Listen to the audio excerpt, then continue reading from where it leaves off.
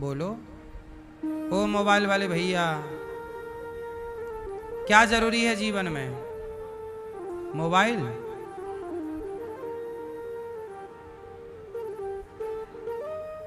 भगवान क्यों जरूरी है? क्या करोगे भगवान का?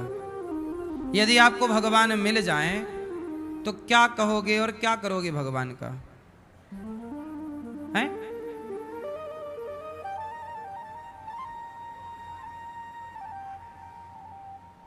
उनके मार्ग पर चलोगे, भगवान के मार्ग पर। भगवान मिल गए माना कि आपको, फिर क्या करोगे? मिल गए तो क्या चाहोगे भगवान से, क्या मांगोगे?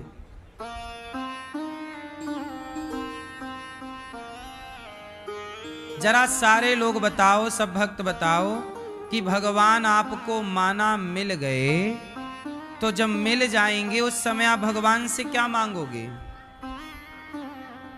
हैं? ठीक है, क्या करोगे भगवान को पाकर? पाओगे तो क्या मांगोगे भगवान से?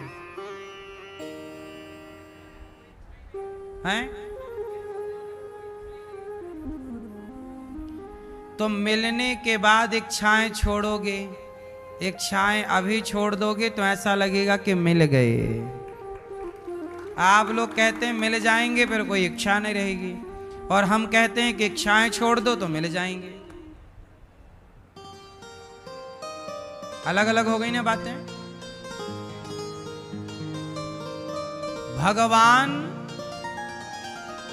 भगवान बड़े नहीं हैं।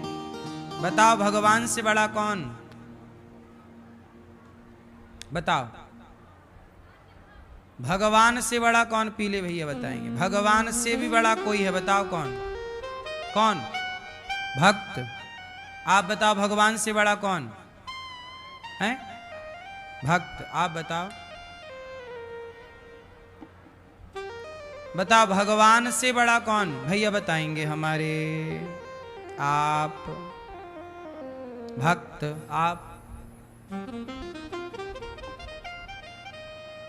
मैया। भगवान से बड़ा कौन? ये मैया बताएंगी सारी। मोबाइल वाले भैया, भगवान से बड़ा कौन? आप लोग बताओ भगवान से बड़ा कौन है? हैं?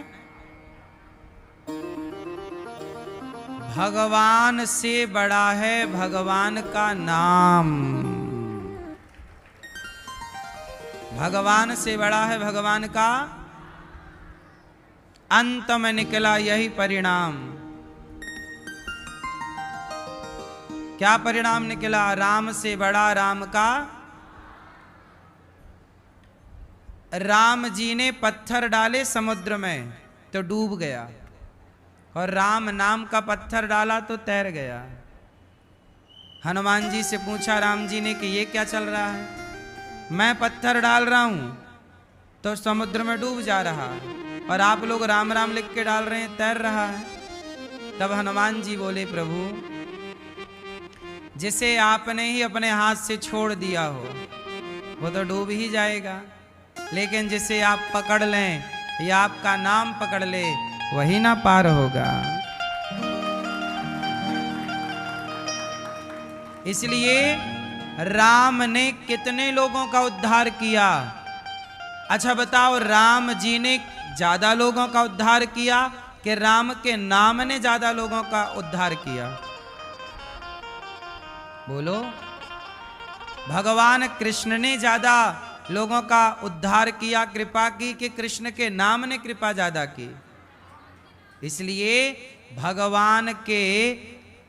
भगवान से बड़ा कोई है धरती पर तो भगवान का नाम। इसलिए जो भक्त होते हैं वो भगवान को नहीं चाहते, प्रभु हम आपको नहीं चाहते। सदा आपका सत्संग, आपकी कथा, आपका चिंतन, आपका सदा आपके चिंतन में मन लगा रहे, आपकी कथाएं, आपके नाम। इसलिए नाम जपो। नाम जपने में, भगवान की याद में रोने में जितना मजा है ना, भगवान मिल जाएंगे तो इतना मजा नहीं है। कोई भी चीज ले लो आप, मिल जाने के बाद कोई भी चीज की कीमत कम हो जाती है। आप गाड़ी खरीदने जाओ, जब तक नहीं मिलती आपको लगता गाड़ी गाड़ी गाड़ी गाड़ी, ये गाड़ी ये खरीदेंगे, ये जब खरीद लो तो पड़ी है आपके घर के बाहर, कोई वैल्यू नहीं। बोलो हाँ, सही है गलत है? जब तक चीज नहीं मिलती तब तक उसकी कीमत होती है, और मिल जाने के बाद वो माटी हो जाती है। सही है कि गलत है? इसलिए भगवान को, भक्त लोग भगवान को नहीं पाना चाहते। प्रभु हम आपको नहीं पाना चाहते। क्या पाना चाहते हो फिर? आपका प्रेम पाना चाहते हैं। आपसे प्रेम बना रहे, आपके चरणों में प्रीति ऐसी हो कि आपके अतिरिक्त आप ना मिलना, पर आपके अतिरिक्त कोई याद ना रहे। आप मिल जाओगे तो मजा खत्म हो जाएगा। जब तक नहीं मिले तब तक ही सुख है। वृंदावन से जो दूर रहते हैं वो वृंदावन का ज्यादा चिंतन करते हैं, बिहारी जी का ज्यादा चिंतन करते हैं। लेकिन जब कोई वृंदावन आ जाता है तो वो तो सोच, अरे अब तो आ गए, अब तो मिल गया, वो चिंतन खत्म हो जाता है। बहुत कम लोग ही ऐसे हैं, भगवान की कृपा जिन पर है वही लोग ऐसे हैं कि जो धाम में रहकर भी धाम का और भगवान का चिंतन करते हो। वरना यहां आकर लोग भगवान को और भूल जाते हैं, बाहर रह के भगवान को ज्यादा याद करते हैं। कहावत सुनी होगी ना कि गंगा के किनारे रहने वाला गंगा नहीं नहाता, दूर रहने वाला गंगा। आप लोग बड़े भाग्यशाली हैं, आप लोग दूर रह के भी यहाँ आते हो और यहाँ आते हो और बिहारी जी का दर्शन कर लेते हो। हम तो ऐसे अभागी हैं और पापी हैं कि महीनों बीत जाते हैं बिहारी जी का दर्शन करने नहीं जा पाते, और आप लोग तो रोज दर्शन करे आते हो। तो आप लोग ज्यादा पुण्यात्मा हो, ज्यादा भाग्यशाली हो। इसलिए भगवान के मिलने में सुख नहीं है, भगवान की याद में तड़पने में सुख है, याद में रोने का सुख है। इसलिए गोपियां भगवान के लिए तड़पती हैं। जब भगवान कृष्ण चले गए गोपियों को छोड़कर तो 100 साल तक गोपियां तड़पती रहीं। चाहती तो गोपियां मथुरा चली जाती, चाहती तो द्वारिका चली जाती।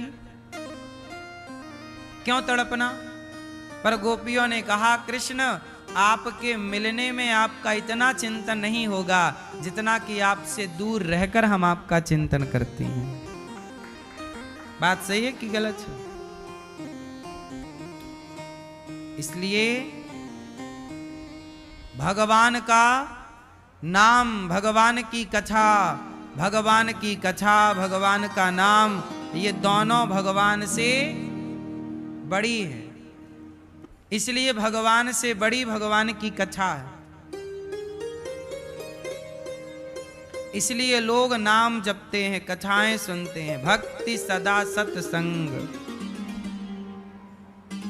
सेवा कथा रसमहो नितराम पिबत्वम।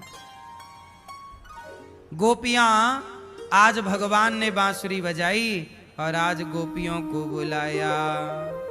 निशम्य गीतम क्लीम बीज मंत्र छोड़ा और बुलाया, भगवान को बुलाया। भगवान ने गोपियों को बुलाया, गोपियां दौड़ पड़ी। भगवान पुकारे और भक्त ना जाए, कैसे होगा? एक गोपी गाय दो रही थी, गाय दोहना छोड़ दिया, दौड़ पड़ी कृष्ण से मिलने के लिए। एक सखी आंखों में काजल लगा रही थी, बांसुरी सुनाई पड़ी, दौड़ पड़ी कृष्ण से मिलने के लिए। एक सखी बच्चे को दूध पिला रही थी कि बांसुरी ने पुकारा, राधा, ललिता, विशाखा, चंपकलता, सुदेवी, तुंग विद्या, पुकारा तो गोपियां बच्चे को दूध पिलाती हुई छोड़ करके उसे बच्चे को दौड़ पड़ी कृष्ण से मिलने। क्या उत्कंठा है, क्यों? भगवान से मिलने के लिए सारा काम धाम छोड़ कर गोपियां दौड़ रही हैं, क्यों? अच्छा बताओ, कर्म जरूरी होता है, काम जरूरी होता है कि कृष्ण जरूरी होते हैं? भगवान जरूरी है कि कर्म जरूरी है? कर्म जरूरी है कि धर्म जरूरी है? कर्म बड़ा कि धर्म बड़ा? कर्म जरूरी कि धर्म जरूरी? क्या जरूरी है, बोलो? क्या जरूरी है, आप बताओ? कर्म जरूरी है। आप बताओ कौन जरूरी है? कर्म जरूरी है। आप बताओ, कर्म जरूरी है, धर्म जरूरी नहीं है। रावण ने सीता मां को चुराया, क्या किया उसने? कर्म किया। ये भी तो एक कर्म है। कर्म मतलब जो आप कर रहे हैं सब कर्म है, हाँ या ना? आंखें झपक रही हैं, ये भी कर्म हो रहा है। दिल धड़क रहा है, वो भी क्या हो रहा है, बोलो? कर्म। तो रावण ने सीता मैया को चुराया, तो रावण ने तो अपना कर्म किया, बोलो हाँ। परंतु रावण के कर्म में धर्म नहीं था, इसलिए कर्म। अच्छा बताओ, रावण ने जो कर्म किया था वो कर्म सही था कि गलत था? गलत था। क्यों गलत किया?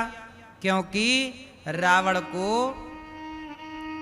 कर्म का ज्ञान तो है, पर रावण से पूछा जाए कि रावण बताओ, क्या दूसरे की स्त्री को चुराना क्या ये धर्म है? रावण से पूछा जाए तो रावण खुद मना करेगा कि नहीं, ये धर्म तो नहीं है। तो जो धर्म नहीं है वो कर्म आपने क्यों किया? और जो धर्म नहीं है वो कर्म करोगे तो सर्वनाश होगा।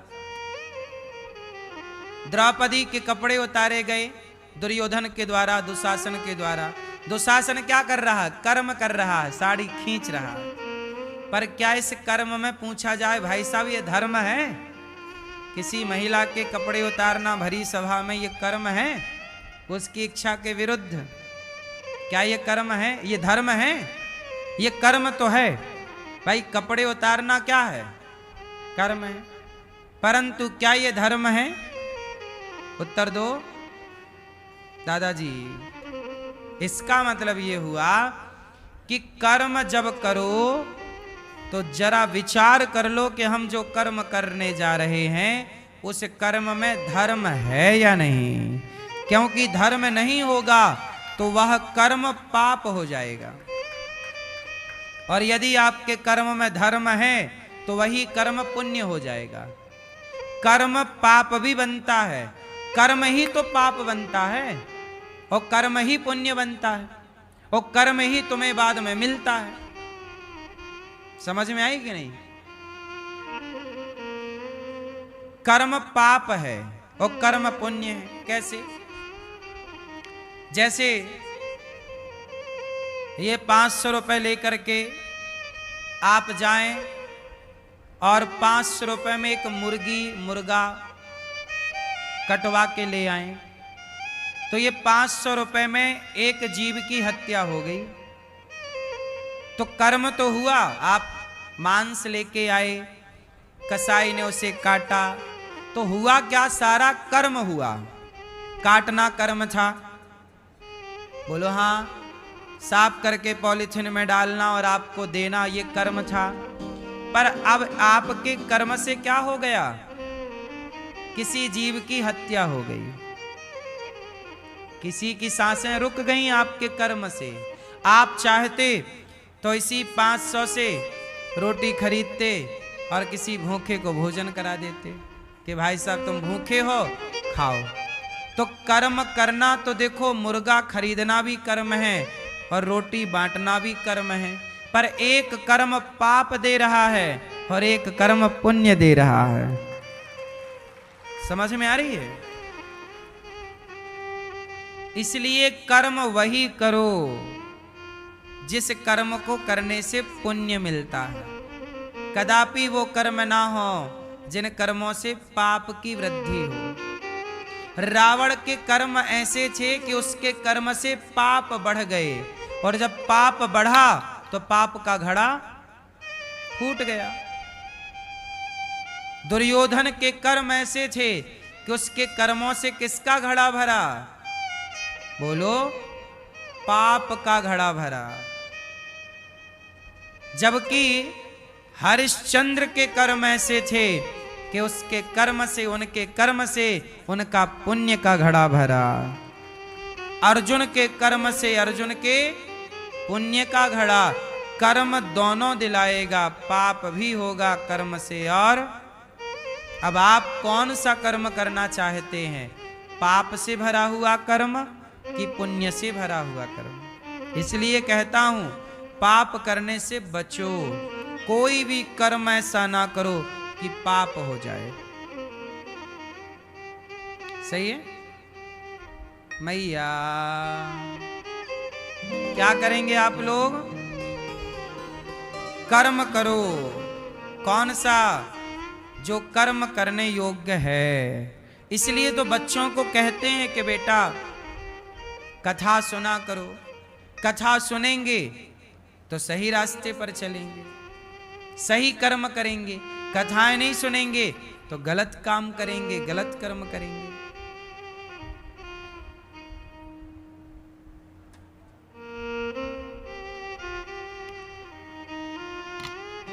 भगवान ने गोपियों को पुकारा, सारी गोपियां आई। गोपियों से कहा, गोपियों ने देखा भगवान की बांसुरी अधरों पे रखी है। गोपियों ने बांसुरी से कहा, बांसुरी तूने कौन से पुण्य किए हैं कि भगवान सदा तुझे अपने होठों से लगा के रखते हैं? ये बांसुरी सदा भगवान के होठों से लगी रहती है। गोपियां बोलती है, बांसुरी हमें तो तेरे से जलन होती है। प्रभु कभी हमें अपने इतने पास नहीं ले जाते जितने करीब तुझे रखते हैं। तूने कौन सा पुण्य किया है बहन? तब बांसुरी ने कहा कि सखियों, मैं बांस की बनती हूं, और बांस की बनती हूं उस बांस की जो बांस भीतर से खाली है। बांसुरी किस बांस की बनती है? जो बांस भीतर से भगवान ने बांसुरी को होठों से क्यों सजाया है, होठों पे क्यों लगाया? भगवान कहते हैं जो भीतर से खाली है उसे मैं स्वीकार कर लेता हूं। इसलिए आप बांसुरी की तरह बनो, भीतर से बिल्कुल खाली हो जाओ। खाली मतलब छल कपट निंदा चुगली ईर्ष्या द्वेष निष्काम हो जाओ, भीतर से खाली हो जाओ। आजकल आदमी कहां से भरा है? भीतर से भरा है। इसलिए भगवान स्वीकार नहीं कर पाते। और बांसुरी कहां से खाली है? अंदर से खाली है, स्वीकार कर लिया। अच्छा, बांसुरी बनती है बांस की। बांस में उसे काटा जाता है बांस को, फिर बांसुरी के आकार का काटा जाता है। और छेद करने के लिए क्या करते हैं? बांसुरी में छेद कैसे करते हैं?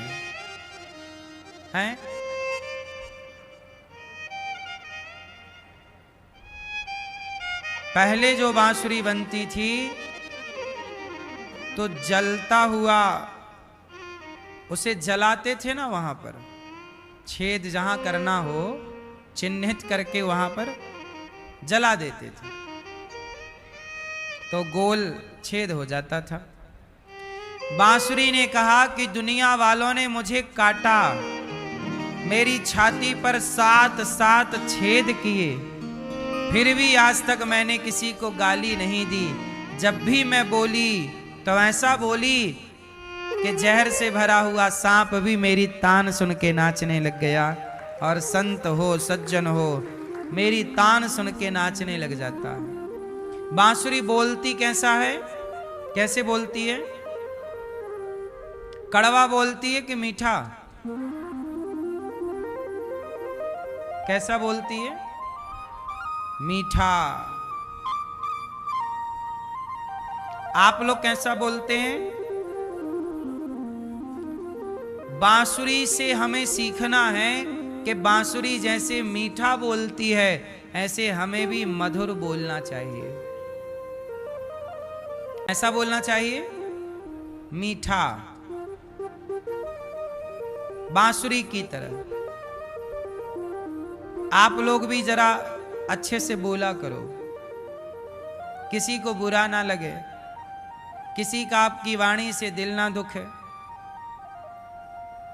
अच्छा बोला करो। आजकल के लोगों को बोलने का भी ज्ञान नहीं होता, बोलते भी ऐसे हैं कि बड़ा उपकार कर रहे हैं, घमंड में रहते हैं कुछ लोग। बिल्कुल सहज होना चाहिए, वाणी में सरलता हो, सहजता हो, वाणी में घमंड ना टपकता हो, अभिमान ना टपकता हो,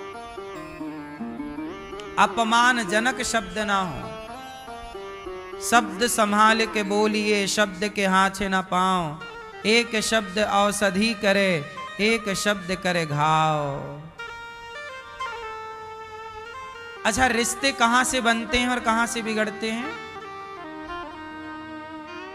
बोलो।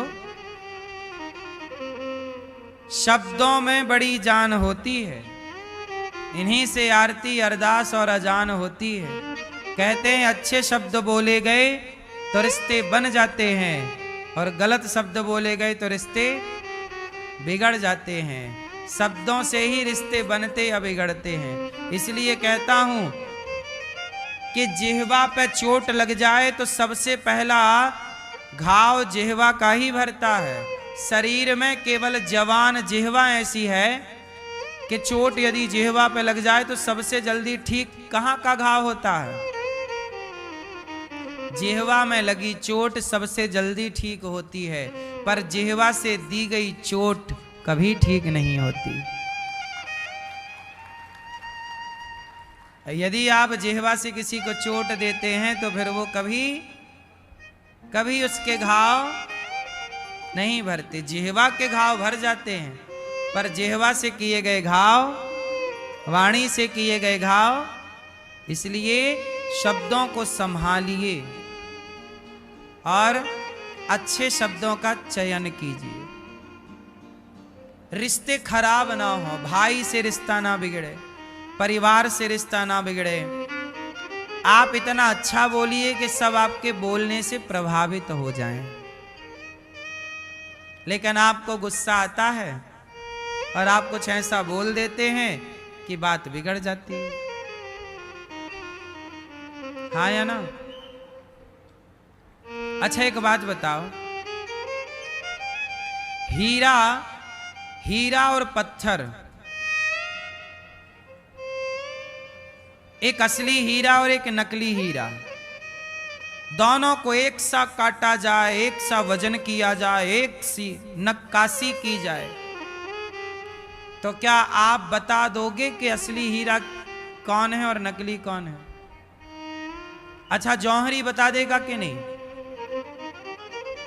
एक राजा था, उसके दरबार में एक आदमी आया, बोला महाराज एक हीरा असली है, एक नकली है, आपके जौहरी बता देंगे तो हीरा मैं आपको दे दूंगा, और नहीं बताएंगे तो हीरे की कीमत जितनी है उतना धन आपको मुझे देना पड़ेगा। राजा बोले शर्त मंजूर है, क्योंकि हीरा को पहचानना जौहरी के लिए तो कठिन नहीं था। हीरा रखा गया, दोनों इतने असली दिख रहे थे कि राजा के जौहरियों को पहचानना बड़ा कठिन हो गया। किसे कह दें कि असली है और किसे कह दें कि नकली है। एक सी नक्काशी, एक सा सब कुछ। धीरे धीरे राजा के 7 जौहरी फेल हो गए। 7 जौहरी चले गए। राजा शर्त हार गए, पहचान ना पाए। वो कठिन था काम, इतना भी तो सरल नहीं है ना शर्त जीतना, चुनौती जीतना। राजा हार गए। तभी पीछे कोई बूढ़ा आदमी बैठा था, बोला महाराज एक मौका मुझे दे दो, मैं भी आपके बाप दादों के जमाने का जौहरी हूं।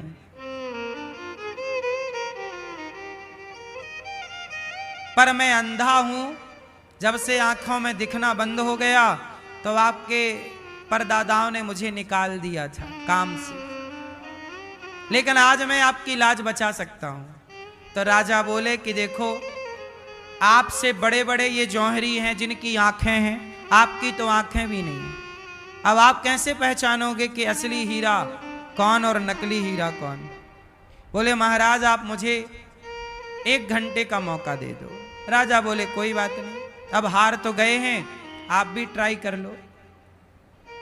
उस अंधे ने दोनों हीरे को लिया, एक असली था एक नकली था, पर बता पाना बड़ा कठिन था। दोनों को उस अंधे ने रख दिया धूप में, और धूप में एक हो गया गरम और एक रहा ठंडा। तो जो हो गया गरम, तो अंधे ने कहा कि साहब ये गरम हो गया, ये है नकली, और ये धूप में भी ठंडा है, ये रहा असली।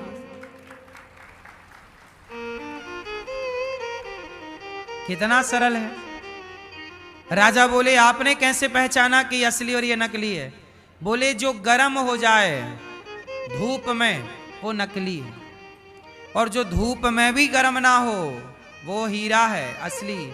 तो जो बात बात में गरम हो जाते हैं वो नकली लोग होते हैं, और जो जरा विषम परिस्थिति में भी अपने दिमाग को अपने चित्त को ठंडा रखते हैं वही कीमती होते हैं, असली होते हैं। आज भी समाज में 2 तरह के लोग पाए जाते हैं, एक हीरा तरह के और एक पत्थर तरह के। पत्थर गर्म हो जाता है, आप में से बहुत लोग ऐसे होंगे जो बात बात में गर्म हो जाते हैं, गुस्सा आ जाती है, नाक में ही गुस्सा रखी है, मतलब आपकी कीमत कम है, आप सस्ते हैं। जो गर्म हो गया वो सस्ता पत्थर था, और जो गर्मी पे भी ठंडा रहा वो कीमती था। जो हर परिस्थिति में भी दिमाग को ठंडा रखे वही कीमती है, वही बड़ा है। इसलिए भगवान शंकर की जटाओं से गंगा बह रही है। शंकर की जटाओं से क्या बह रही है? बोलो। हाँ, शंकर तेरी जटा में बहती है गंगधारा, शंकर तेरी जटा में। तो शंकर जी की जटा में क्या बह रही है? एक बात बताओ, शंकर जी की जटा से गंगा काहे बह रही है? शंकर जी ने गंगा को अपने सिर पे ही जगह क्यों दी? हाथ में जगह दी होती, हाथ से बहती, कंधे पे जगह दी होती, सिर पे क्यों? शंकर जी के सिर पे गंगा क्यों है? बताओ, चश्मा वाली भैया बताओ। ये भैया हमारे नौजवान दोस्त, बताओ, चलो आप बताओ, शंकर जी की जटा पे गंगा क्यों है? ठीक है, क्या मैसेज दे रहे हैं शंकर जी? क्या मैसेज है इसका हमारे लिए?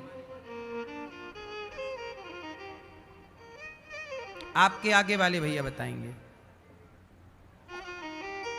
नहीं बताओगे? भैया बताओ। ये भैया बताएंगे। आपके बगल में आप बताओ। शंकर जी, हाँ, थोड़ा जोर से।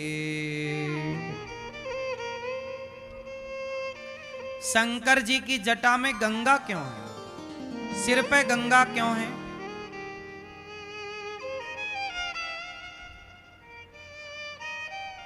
मैसेज क्या है आपके और हमारे लिए? मैसेज इतना है कि भगवान शंकर कहना चाहते हैं कि मेरे सिर पर गंगा है और गंगा ठंडी होती है। शंकर जी कहते हैं परिस्थितियां कैसी भी हो पर दिमाग को सदा ठंडा रखना चाहिए।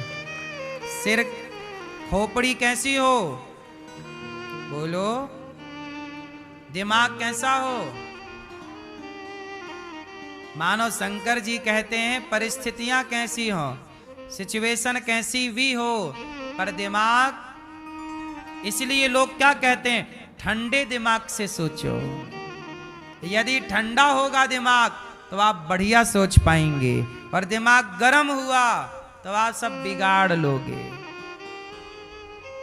इसलिए शंकर जी के दिमाग में सिर पे क्या है? ठंडी ठंडी धारा गंगा। तो जो पत्थर जिनकी कीमत कम है, आप में से कितनों को गुस्सा आता है? बात बात में जरा सी देर में गुस्सा। जिसे गुस्सा बात बात पे आ जाए वो सस्ते लोग हैं, आपकी कीमत कम है। आप अपनी कीमत बढ़ाना चाहते हैं तो अपना स्वभाव बदलिए। आप अपनी कीमत बढ़ाना चाहते हैं तो अपने विचार बदलिए। बात बात पे गुस्सा ना हुआ करो। कुत्ता आपकी तरफ देखकर भौं भौं करता रहता है, तो आपको कुत्ते पे गुस्सा आता है? बोलो। तो क्या आप कुत्ते को भी रिप्लाई देते हो, काहे भौंक रहा कुत्ता? ज्यादा और जल्दी रिप्लाई मत दिया करो।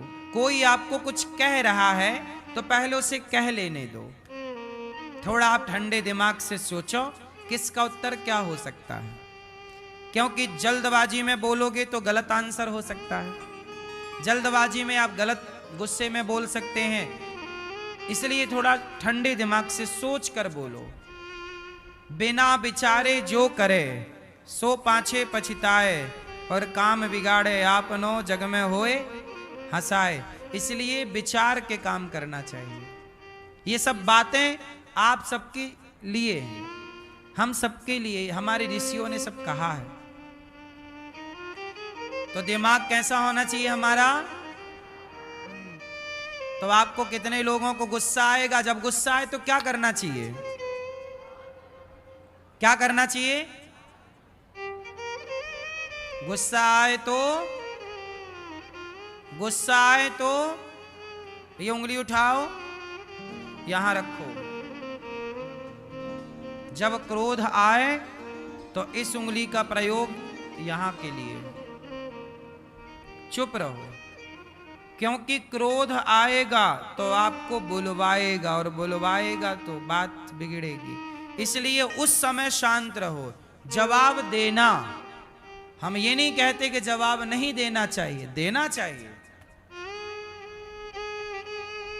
जवाब देना चाहिए साहब, पर तुरंत नहीं। आज आप बोल लो, कल हम बोलेंगे।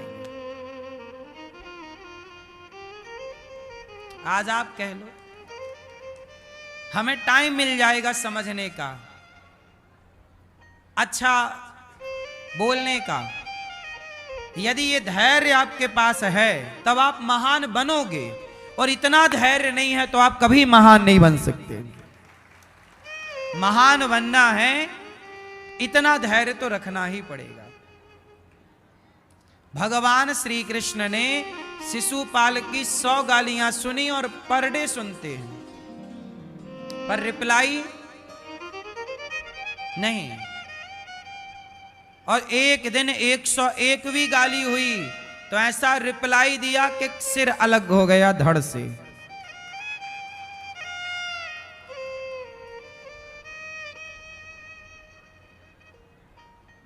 ज्ञानी मारे ज्ञान से, अंग अंग भिद जाए, और मूर्ख मारे लाठी से तो फूट खपड़ी आ जाए। ज्ञानी की मार ज्यादा बड़ी होती है, मूर्ख की मार में दम नहीं होता। बोलो हां, किसकी मार ज्यादा प्रभावी होती है, मूर्ख की कि ज्ञानी की?